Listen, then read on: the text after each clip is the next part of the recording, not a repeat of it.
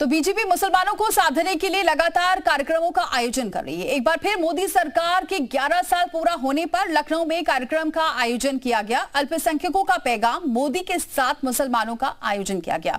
बताया गया कि बीजेपी सरकार मुसलमानों की हितैषी है। अगले साल यूपी में पंचायत चुनाव होने हैं। उसके अगले साल यानी 2027 में विधानसभा का संग्राम है। उससे पहले बीजेपी मुस्लिमों को साधने की कवायद में जुट गई है। लखनऊ में इसके लिए पार्टी ने अल्पसंख्यकों का पैगाम, मोदी के साथ मुसलमान कार्यक्रम का आयोजन किया, जिसमें सूबे के अलग अलग जिलों से बड़ी संख्या में मुस्लिम समाज के लोग पहुंचे। लखनऊ के अटल बिहारी वाजपेयी कन्वेंशन सेंटर में मोदी के साथ मुसलमान कार्यक्रम का आयोजन किया गया।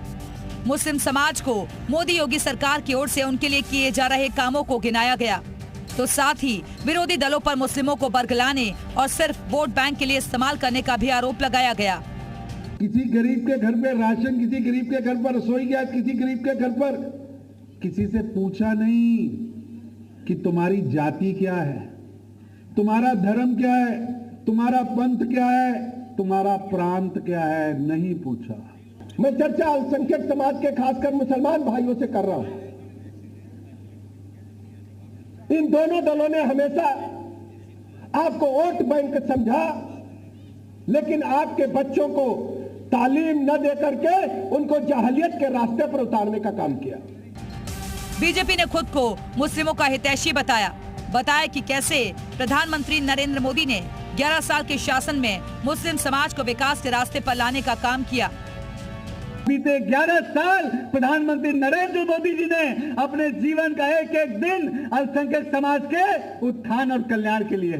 मोदी जी की सरकार के 11 साल पूरे होने पर सबसे बड़ा अगर किसी को लाभ हुआ तो अल्पसंख्यक समाज को हुआ।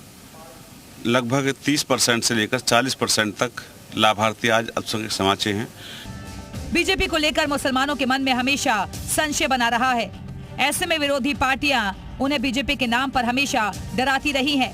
लेकिन अब बीजेपी अलग अलग कार्यक्रमों के जरिए मुस्लिम समाज को साधने में लगी है।